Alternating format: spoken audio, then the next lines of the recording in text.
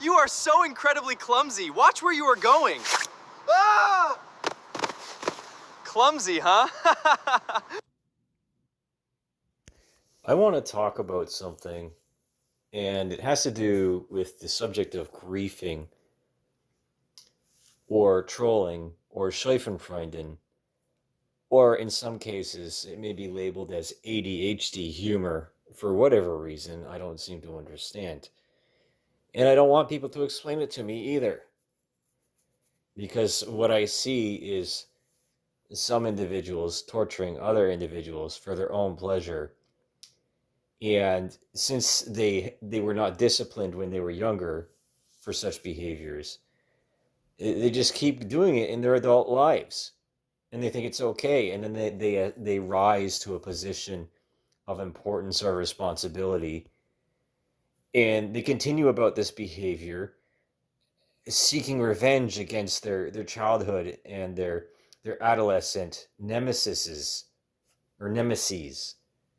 trying to settle old scores, or to um, have some sort of reparations, or justice, quote unquote, justice for all the wrongdoings that someone has done to them previously up until that point. Now, they say that the path to hell is paved with good intentions. And, I myself, the proprietor of this YouTube channel, I do not have good intentions, okay? I do not intend to save people. I'm here to discipline people. There's a big difference between those two things, because the great inconvenience of leadership is the fact that you have to discipline people, and you cannot be friends with your subordinates in most cases. It's a conflict of interest. You don't shit where you eat. And this brings about, again, more conflicts that erode the effectivity of an organization. And this is what I learned very early in life from the cadet program, in which there was a policy of no fraternization. And this was part of the CHAP program. So the CHAP, or the SHARP program that preceded it, if I remember correctly, was about educating young people as to where the limits were. The difference between having a good time and teasing someone, and the abuse of power that can happen when this goes unchecked. So this is where bullying happens, right? And our our internalized feelings of what we think that we deserve, or that we are deserving of, because of our bloodlines, our families, our wealth, or whatever it may be, right? This is the issue with reparations for natives and or for black people, in that you can't pay people enough money to satisfy them in such a way that would ever repair the damage done to them. It's just not possible. No amount of education or scholarships will ever compensate for whatever was done to a persecuted group of people. Now, of course, the issue is that when this persecuted group of people goes about their business in such a way that they organize themselves into a cabal, or a mafia, or a cult, um, so, or a union in some cases, with the guise of it being something positive. And this is a common trope amongst the creative arts, in which a person or an organization that on the facade is a well-to-do and fantastic thing, excuse me, that does um wonderful things for people in their daily lives, or it just makes things easier, etc. It's like a magic bullet, you know buy this thing, it'll make your life incredible. And this is the issue between, or say the problem between marketing, propaganda, and actually selling something for what it's worth, and the worth of something that precedes the actual object. Now, the misalignment between our perception, our perceived value of something, and what it meant to us when we were aspiring to achieve its possession are completely different things. And this is something that millennials have been combating with over the past number of years, in which we are now middle aged.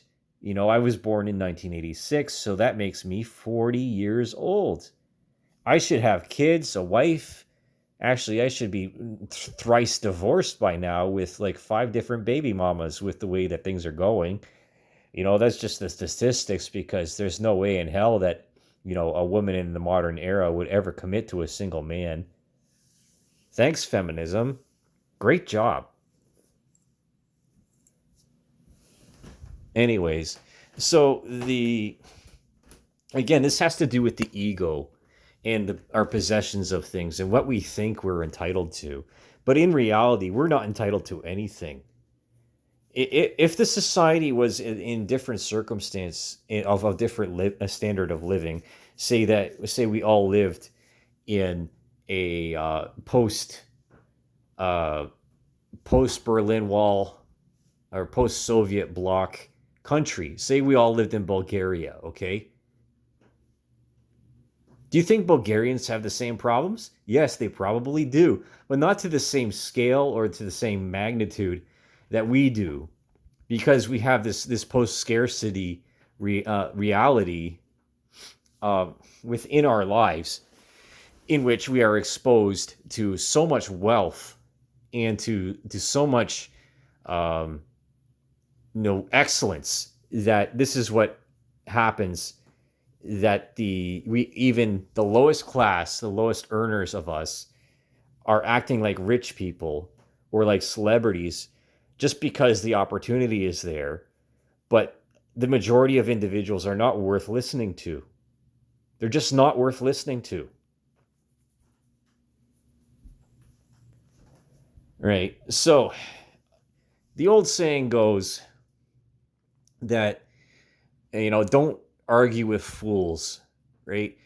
They'll bring you down to their level and beat you with experience. And not only that, they'll gang up on you with their friends. And then they'll start creating these lies and these stories about you, which are half truths and whole lies. So, this is the problem with celebrity. This is why people, we torture celebrities, and we torture people that stand out, because someone has too many insecurities and believes that person to be a threat to their very existence. But in reality, they couldn't face or stand up to scrutiny or competition. And this is why competition is so important amongst human activities, like hobbies and so on and so forth. Because, some people, they just can't compete. They can't compete. So what they'll do is they'll cheat. They'll cheat. They cannot abide by the rules set forth in agreement over the years that started with the social contract. And the social contract has to do with battling the Leviathan. And the Leviathan is entropy. It's entropy. It's the natural tendency of all things to fall apart. So our generation and younger people, if not the Gen Xers who have also participated in many of these hobbies, again, as I have said, transfer their behaviors from their online lives into their daily lives, because they think it's going to be fun. They think it's going to be funny. I think it's going to be really entertaining. Yeah, it's going to be really entertaining to watch someone squirm and wriggle as you torture them, and to the point where they're thinking about suicide. Oh, let's drive this person to kill themselves. And that's the very definition of bullying. The very definition.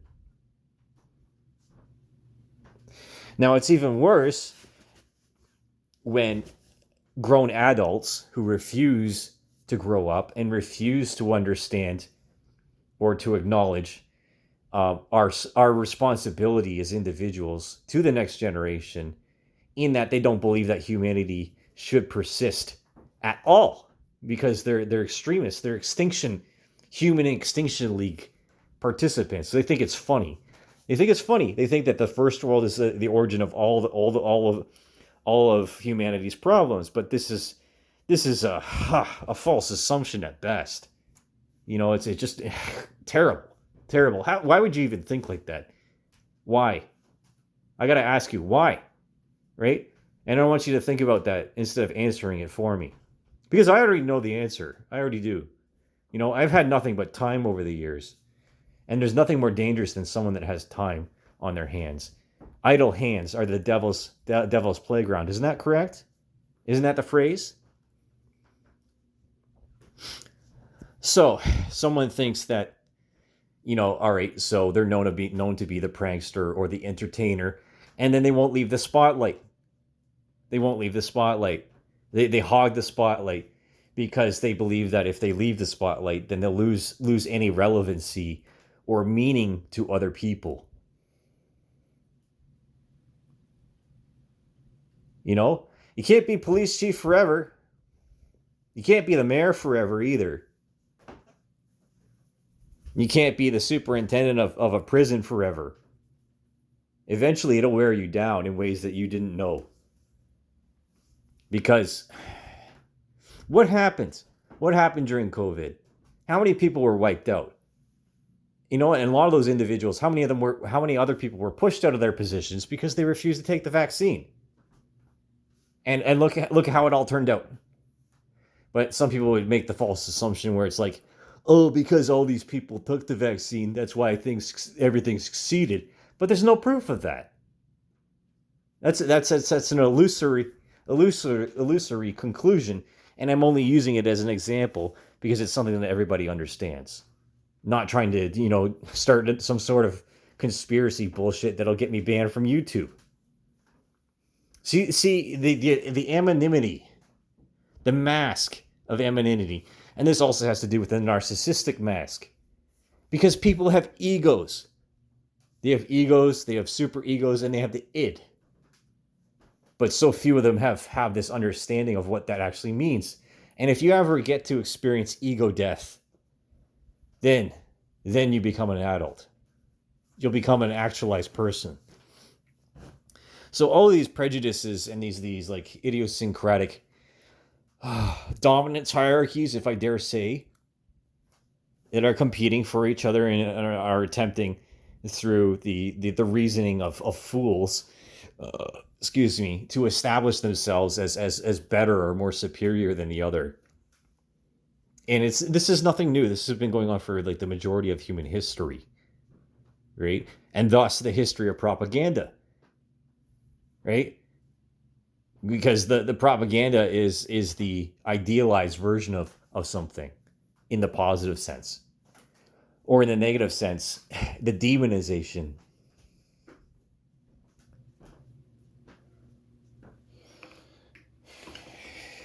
I was sleeping on this. I was waiting until I had the right words, lest I get too close to the sun like Icarus and burn up on re-entry.